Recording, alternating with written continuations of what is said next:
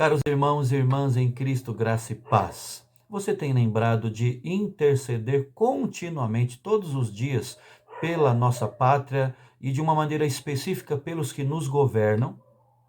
Irmãos, isso é cristão. Muitas vezes a nossa postura diante das nossas autoridades não é nada amistosa, não é? Por esquecermos que esse é um preceito bíblico, por esquecermos que não há autoridade que não proceda de Deus. Pensando nisso, vamos cantar o hino 379 do Inário Novo Cântico, Minha Pátria para Cristo, eis a minha petição.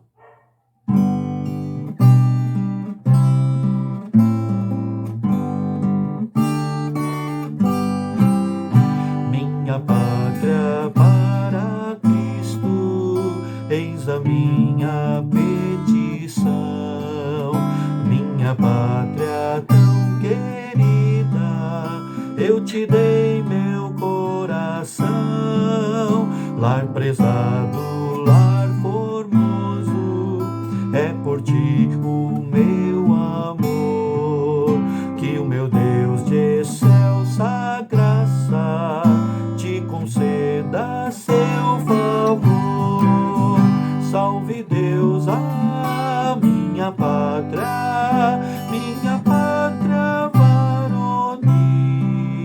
Salve Deus a minha terra, esta terra do Brasil. Quero, pois, com alegria ver feliz a mãe gentil, por vencer o evangelho nesta terra do Brasil. Brava gente brasileira, longe vá temor servil, ou ficar a pátria salvar, ou morrer pelo Brasil. Salve Deus a minha pátria varonil. Salve Deus a minha terra, esta terra do Brasil. Amém, amém. Vamos orar nesse momento, irmãos. Feche os olhos. Querido Deus, nosso Pai, Tu és o Todo-Poderoso, Tu és o soberano das nações. Tu tens as nações nas Tuas mãos. E segundo o profeta Isaías, Teu servo, as nações o Senhor considera como um pingo que cai de um balde. Mesmo assim, ó Deus, nós rogamos ao Senhor, o Todo-Poderoso, que estenda as mãos sobre a nossa nação. Nesses dias de pandemia, nesses dias, ó Deus, em que tudo está fora de lugar, nós clamamos a Ti. Clamamos a Ti, ó Deus, por decisões sábias daqueles que nos governam. Clamamos, ó Deus, pelas nossas autoridades na esfera municipal, na esfera estadual, na esfera federal, prefeitos, vereadores, deputados estaduais, governadores, deputados federais, senadores, o nosso presidente, seus ministros, os juízes em todas as esferas. Colocamos eles em Tuas mãos, porque cremos que eles estão ali porque o Senhor assim quis. Mas, ó Deus, o fato é que a maioria deles não tem o temor do Senhor. Por isso, a nossa urgência, ó Deus, o nosso senso de urgência, tem misericórdia, alcança essas vidas, ó Deus. Não permita, ó Deus, que a corrupção, os desmandos, caminhem a passos largos no nosso país. Dá, ó Deus, a sabedoria do Senhor para cada uma das nossas autoridades. E agora, ó Deus, de uma maneira específica, te rogamos pelo nosso estudo, que ao lermos a Tua palavra, dela emane, dela venha, ó Deus, o ensino do Senhor, o ensino do céu, a sabedoria do céu sobre cada um de nós que tanto precisamos. Aproveitamos também para clamar ao Senhor por cada família que está aqui ligada, conectada, neste mesmo propósito nosso hoje. O Senhor conhece cada uma, estenda a Tua mão, supre as necessidades, ouve as orações e renova a fé e a confiança de cada um dos Teus servos. É a nossa oração em nome de Jesus. Amém. Amém. Irmão e irmã, vamos ler na palavra do Senhor para dela extrair o que Deus quer nos falar nesta noite. Evangelho de Marcos, capítulo 1, versículos 40 ao 42. Marcos, capítulo 1, 40 a 42. Vamos ler? O texto nos diz: aproximou-se dele um leproso, rogando-lhe de joelhos: se quiseres, podes purificar-me. Jesus, profundamente compadecido, estendeu a mão, tocou-o e disse-lhe: quero, fica limpo. No mesmo instante, lhe desapareceu a lepra e ficou limpo. Queridos irmãos, nas considerações a respeito deste encontro de Jesus com um leproso, eu creio que nós precisamos aqui tomar para nós, ainda que uma breve descrição do que essa doença produzia e ainda produz, não é? Essa doença chamada hanseníase, ou como mais chamada popularmente, a lepra. E eu quero me basear aqui nestas primeiras considerações no que diz William Hendrickson, no seu comentário do Novo Testamento a respeito da lepra. Ele diz que a enfermidade que hoje nós denominamos lepra geralmente começa com dor em certas áreas do corpo. A seguir vem a dormência e a pele nessas partes perde a sua cor original. Fica saliente, lustrosa, escamosa. De fato, a calamidade é chamada de lepra em razão da pele se fazer escamosa, diz o comentarista. A palavra grega é lepos ou lepis, que significa justamente escama. À medida que a enfermidade se agrava, ele continua dizendo, as partes salientes se transformam em chagas feias e úlceras provocadas pela insuficiência de fluxo sanguíneo. A pele, especialmente em torno dos olhos e das orelhas, começa a formar protuberâncias com profundos sulcos ali entre os inchaços, de sorte que o rosto da pessoa atingida assume o aspecto do rosto de um leão. Ele prossegue dizendo que os dedos caem ou então são absorvidos, os dedos dos pés são igualmente afetados, as sobrancelhas, ele diz, as pestanas também caem, e assim se pode ver que a pessoa nesse estado miserável está leprosa. Com um só toque do dedo é possível também sentir isso. Até pelo olfato, diz Hendrickson, é possível perceber isso, porque o leproso emite um odor que é muito forte. Além do mais, diante do fato de que o agente a produzir a enfermidade também pode atacar a laringe, então a voz do leproso adquire certa aspereza. Portanto, irmãos, é possível não só sentir, não só ver, não só cheirar o leproso, mas também ouvir a sua voz fanhosa. Todos os sentidos de uma pessoa sadia como que captam a presença do leproso, é o que diz William Hendrickson.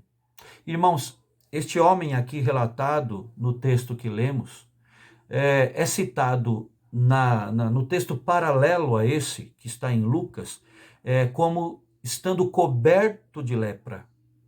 Era um quadro realmente grave, talvez, tudo indica, terminal daquela doença, muito próximo à realidade que nós descrevemos aqui, não é? Baseado no que escreveu esse comentarista bíblico. O estado de repugnância era tal que a doença naqueles dias era associada frequentemente a um castigo de Deus.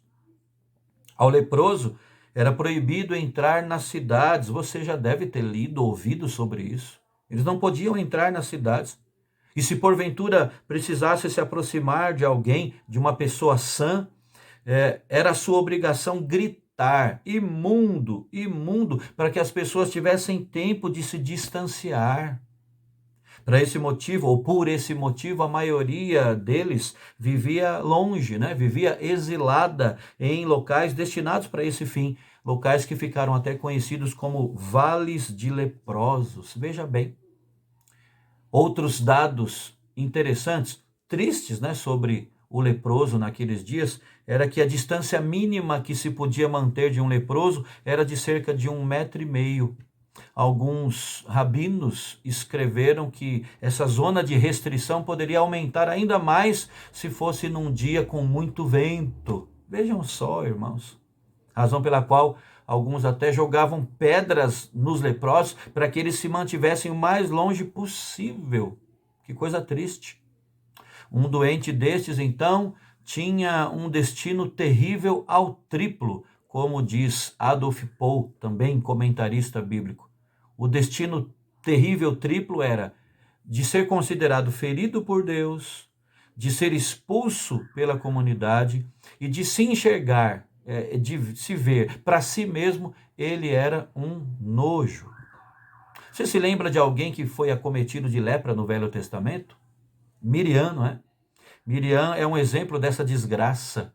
Ao contrair lepra, como um ato de punição da parte de Deus, Arão, o irmão dela, intercede com as seguintes palavras: não permita que ela fique como um feto abortado que sai do ventre de sua mãe, com a metade do corpo destruído. Está lá no livro de Números, capítulo 12.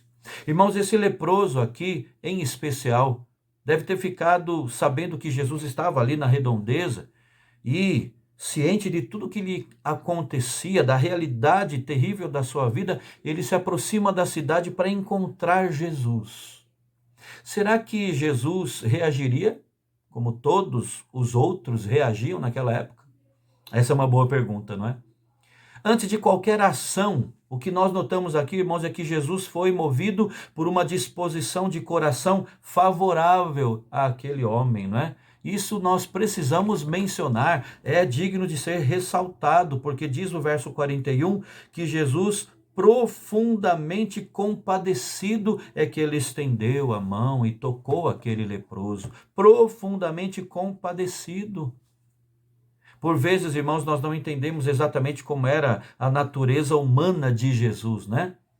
É interessante que alguns querem destacar por demais a natureza divina de Jesus, e esta é uma realidade bíblica, mas deixam de lado a natureza humana de Jesus. Jesus não era meio a meio, homem e Deus. Jesus era 100% Deus e 100% homem. Jesus, então, era como nós, ele sentia como nós, ele sofria como nós. Irmãos, a única diferença, na verdade, entre Cristo e nós é que ele não possuía e não possui pecado.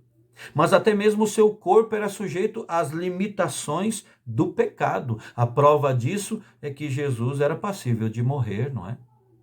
Se a sua natureza fosse como a de Adão e Eva, antes ali deles comerem do fruto proibido, ele não poderia conhecer a morte. Por isso foi necessário ser o nosso Salvador, descendente de Maria, para que ele carregasse sobre nós mesmos a maldição de todos nós. E nesse estado de humanidade, Jesus conhecia o coração humano como nenhuma outra pessoa, como ninguém jamais conheceu. E por isso, afirma o autor da carta aos Hebreus, que nós não temos sumo sacerdote que não possa compadecer-se das nossas fraquezas. Antes, foi ele tentado em todas as coisas, à nossa semelhança, mas sem pecado. Percebam essa mesma declaração em relação aqui ao leproso, né? Jesus ficou profundamente compadecido da sua situação. Jesus sente a miséria daquele homem. Jesus sente a dor dele. E é assim comigo e com você. E por isso temos que glorificar a Deus. Jesus sente a nossa miséria e a nossa dor. E continuando aqui, quando um leproso via alguém próximo dele estendendo as mãos, era quase certo que era para pegar em pedras, como nós já falamos, para lançar sobre ele. Só que Jesus agiu aqui de uma maneira contrária ao modo como ali os seus conterrâneos, as pessoas da sua época reagiam, né? E ele agiu e ainda age de forma contrária também ao modo como eu e você, pecadores, agimos. Porque Jesus desafiou preconceitos sociais aqui, né? Ao estender a mão ao leproso, Jesus rompeu com qualquer barreira social preconceituosa. Infelizmente, irmãos, a maioria dos relacionamentos humanos consiste em troca de favores. É só olhar para a sua vida. Em muitos dos nossos relacionamentos, para não dizer em todos, mas na maioria deles, o nosso relacionamento com outros é baseado em troca de favores. O que eu quero dizer com isso? Se o leproso não tem nada a oferecer, por que nos aproximarmos dele, não é mesmo?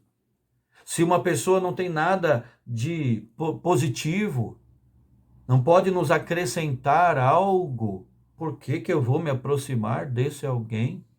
Quantas vezes, irmãos, vamos ser bem sinceros aqui, transparentes, porque Deus nos observa e conhece tudo sobre nós já.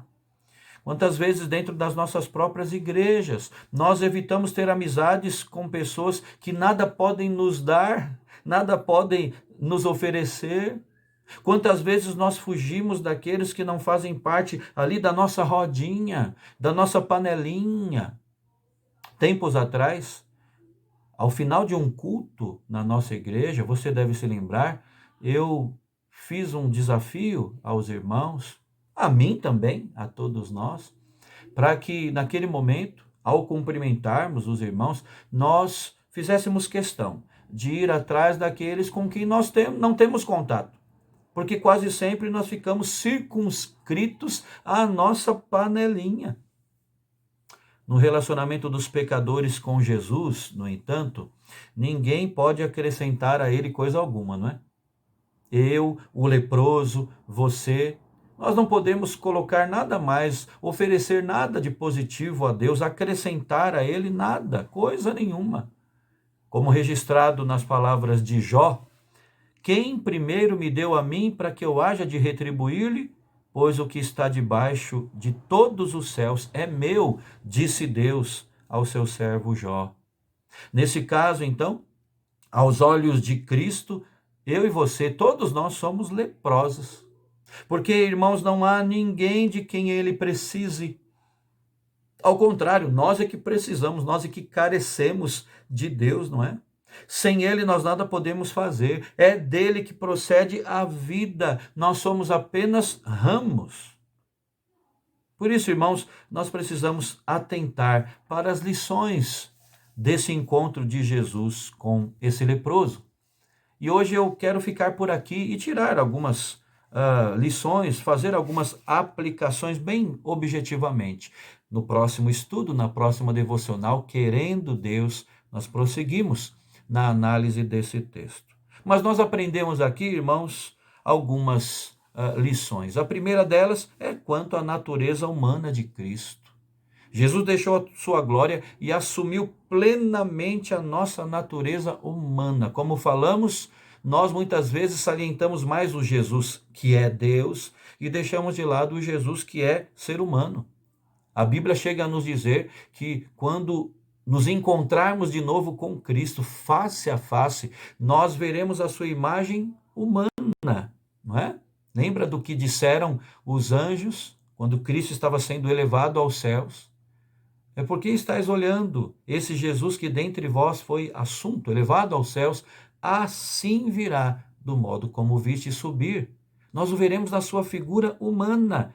Ele nunca vai deixar de ser Deus, mas também nunca vai deixar de ter essa natureza, essa figura, essa aparência humana, irmãos. Nós precisamos notar isso, lembrar disso. E fruto disso, derivado disso, precisamos enxergar a compaixão do Senhor. Profundamente compadecido, diz aí o verso 41, é que ele estendeu a mão, é que ele tocou aquele leproso, diferentemente do que acontecia, não é? Nós estamos dispostos a isso, irmãos, a não agirmos em qualquer relacionamento nosso, baseados na troca de favores. Estamos desafiados e comprometidos com essa compaixão de Cristo, em levar essa compaixão de Cristo àqueles que aos nossos olhos não acrescentam nada a nós, mas como fruto do nosso relacionamento com o Cristo que se compadece. Isso é muito importante de pensarmos. E por fim, irmão e irmã, nós precisamos aqui dizer que o nosso pecado é como a lepra, não é? É como a hanseníase, como hoje é chamada. O pecado nos cobre por completo. Ele começa aos poucos, é como o fermento também, não é? Mas ele cresce exponencialmente. E ele ocupa cada espaço do nosso ser, daquilo que pensamos, daquilo que projetamos, daquilo que falamos, daquilo que sentimos, das nossas motivações. O pecado, como já dissemos tempos atrás, não é um arranhãozinho. O pecado no nosso íntimo é, na verdade, uma doença terminal. E o pecado, como a lepra, nos torna insensíveis. Insensíveis não apenas uns com os outros, né, nas necessidades alheias, mas insensíveis, sobretudo, a Deus e a sua vontade sobre nós.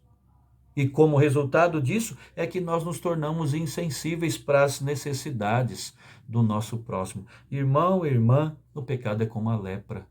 Glória a Deus, que em Cristo nos tirou do domínio da escravidão do pecado.